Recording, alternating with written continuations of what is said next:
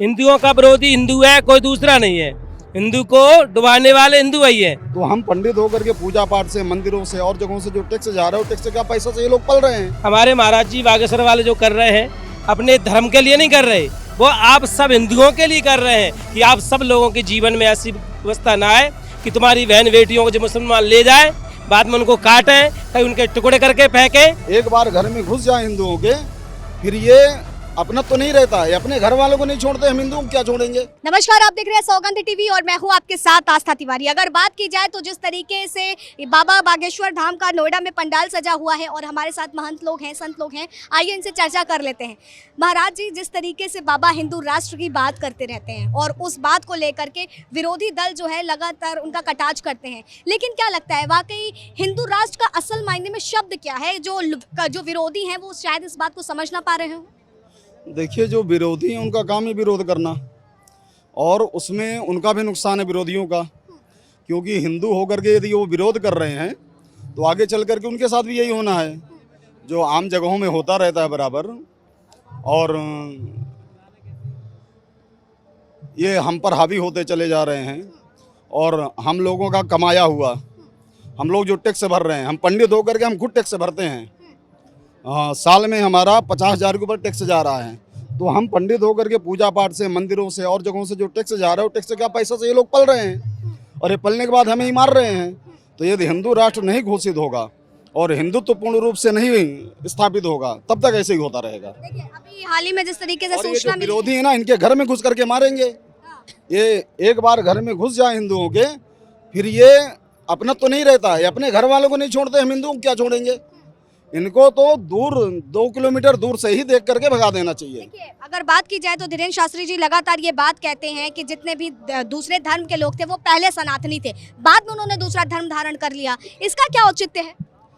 ये देखिए, किसी के पास कोई समस्या है छोटी सी, हर आदमी अपनी समस्या का हल ढूंढता है, और प्रलोभन में आकर के फिर उनको धर्म आदि नहीं दिखाई पड़ता है। उस समय तो उनको अपना ये दिखाई पड़ता है कि हमारी समस्या का हल कैसे हो। हमारे सामने भी बहुत सारे ऐसे स्थिति आती हैं, बेचारे परेशान हैं या उनके पास रोटी नहीं है खाने को, उन्होंने 2 रोटी दिया और धर्म प्रबंधित करा दिया, बाद में फेंक दिया, जाओ मरो। अगर बात की जाए जिस तरीके से पाकिस्तान से भाग करके सीमा हैदर आई हैं, अगर बागेश्वर बाबा के दरबार में आए तो उसको किस नजरिए से देखा जाए? अरे, सीमा हैदर को लोग बता रहे हैं कि 5वीं पास है, फर्राटेदार इंग्लिश बोलती है, और पूरा का पूरा कंप्यूटर आदि वो सब कुछ चलाना जानती है। 5 पास कोई इस तरह का काम कर सकता है? वो तो एजेंट बन करके आई है यहाँ पर। तो मतलब बागेश्वर बाबा के धाम में भी उसको स्वीकारा नहीं जाए? नहीं, स्वीकारा कैसे जाएगा?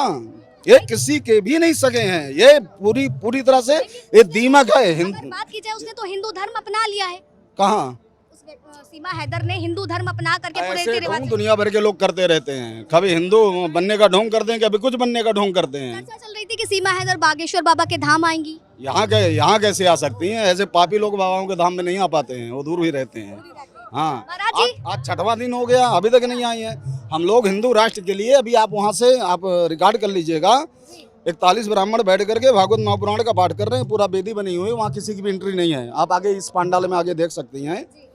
तो हम लोग पूर्ण रूप से लगे हुए हैं, पूर्ण रूप से हिंदू राष्ट्र था, हिंदू राष्ट्र रहेगा, और हिंदुत्व का ही साम्राज्य रहेगा। ऐसे तो बहुत सारे लोग आए और मिट गए, समाप्त हो गए, पर उनके बस का। महाराज जी, एक तरफ हिंदू राष्ट्र की बात, दूसरी तरफ राम राज्य को दिखाने की बात लगातार बागेश्वर बाबा के धाम से कही जाती है। उनके शब्दों में, उनके बोल में ये बात झलकती है। तो क्या कलयुग में फिर से त्रेता युग को लोग महसूस कर पा रहे हैं? कली काल में सबसे पहले मैं आपको ये बात कहूँगा कि यहाँ से लेकर के, बांग्लादेश से लेकर के, हमारे हैदराबाद से लेकर के, कर्नाटक लेकर के, बेंगलोर से लेकर के, सब भारत राज्य था, और गहंदर भी भारत में मिलता था। अब धीरे धीरे हो क्या रहा है, हम सब लोग सिमटते जा रहे हैं, धीरे धीरे बंगाल देशी मुसलमान में चला जाएगा, और आप लोग जागृत नहीं, हिंदू हमारे कोई जागृत नहीं है। हिंदुओं का विरोधी हिंदू है, कोई दूसरा नहीं है। हिंदू को डुबाने वाले हिंदू ही है। घर घर में देखो, गली गली में देखो, एक दूसरे के साथ कोई देता नहीं है। हमारे महाराज जी बागेश्वर वाले जो कर रहे हैं, अपने धर्म के लिए नहीं कर रहे, वो आप सब हिंदुओं के लिए कर रहे हैं कि आप सब लोगों के जीवन में ऐसी व्यवस्था ना आए कि तुम्हारी बहन बेटियों को जो मुसलमान ले जाए, बाद में उनको काटें, कहीं उनके टुकड़े करके फेंकें। इसलिए मैं तो इतना ही कहूँगा कि भैया सब लोग एक हो जाओ, और जोर से बोलना पड़ेगा, जय श्री राम। अखंड भारत की बात हम लोग केवल सुनते आ रहे हैं और तब से चर्चा चल रही है अखंड भारत होगा, अखंड भारत होगा, लेकिन क्या लगता है धीरेन्द्र शास्त्री जी की पहल से अखंड भारत स्थापित हो पाएगा? देखो, जब तक आप और हम सब लोग अखंड भारत के बारे में नहीं सोचेंगे तो एक महात्मा के, एक संत के कहने से कुछ हो नहीं सकता। जब तक हम सब लोग एक नहीं होंगे, जब तक अखंड भारत हो नहीं सकता। क्योंकि पहले तो गली एक नहीं हो रही, गांव एक नहीं हो रहा, घर में माँ भाई 4 भाई हैं वो भी एक नहीं हो रहे, अखंड भारत होगा कैसे?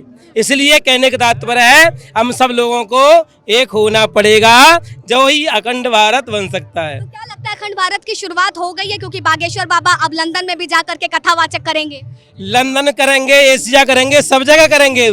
रामराज का झंडा तो प्रारंभ हो चुका है, देख ही रहे हैं कि जो एक कथा में 8-8, 10-10 लाख लोगों की भीड़ आ रही है। क्यों आ रही है? ये कथा सुनने के लिए नहीं, ये हिंदू राष्ट्र को एकाग्रत करने के लिए आ रही है।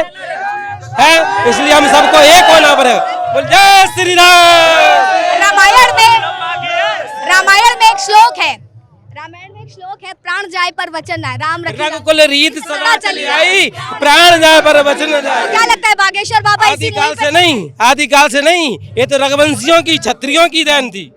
और आगे क्षत्रियों, अब क्षत्रिय रहे नहीं कोई, सब क्षत्रिय घर में घुस गए हैं।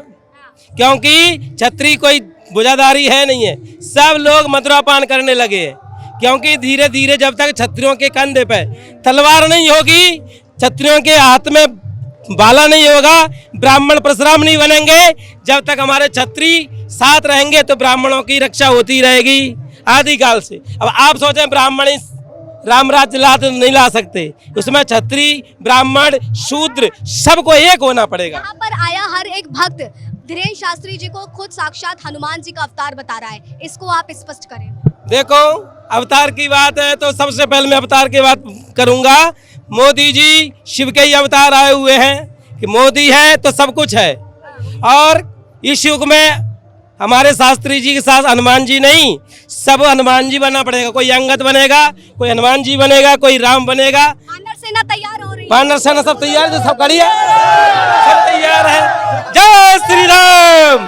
क्या हमारे साथ महाराज जी थे? 4 वर्ण होते हैं, ब्राह्मण, क्षत्रिय, वैश्य, शूद्र। प्रत्येक जीव के अंदर होता है, कोई ब्राह्मण अलग नहीं होता। ये हमारा ही शरीर है 4 वर्णों में।